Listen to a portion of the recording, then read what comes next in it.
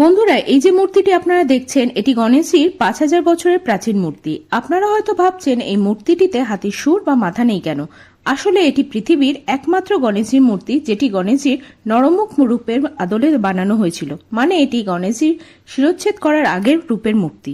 মূর্তিটি পূজিত হয় তামিলনাড়ুর তিরুবারুর জেলায় অবস্থিত আদিবিনায়ক মন্দিরে। এটি পৃথিবীর সবচেয়ে প্রাচীন মন্দিরগুলির মধ্যে অন্যতম। এমনকি এই মন্দিরের উল্লেখ রামায়ণ মহাকাব্যেও পাওয়া যায়। দেবাদিদেব মহাদেবের পরামর্শে শ্রীরামচন্দ্র এই স্থানে রাজা দশরথের জন্য তিলের পিণ্ডদান করেছিলেন এবং তর্পণ করেছিলেন। এই স্থানের নাম থিলাতর্পণাপুরী। এই তর্পণের পরই রাজা দশরথ মুক্তি লাভ করেন। তাই আদিবিনায়ক মন্দিরের পাশেই শ্রীরামচন্দ্র একটি শিব মন্দির তৈরি করেছিলেন, যার নাম মুক্তেশ্বরা শিব মন্দির। দেশের বিভিন্ন জায়গা থেকে প্রচুর মানুষ মৃত বাবা মার উদ্দেশ্যে এখানে তর্পণ করতে আসেন, কারণ মান্যতা আছে যে এখানে পিণ্ডদান করে তর্পণ করলে আত্মার মুক্তিপ্রাপ্তি তাড়াতাড়ি হয়। তামিলনাড়ু গেলে গণেশের এই ইউনিক মূর্তি দর্শন অবশ্যই করবেন।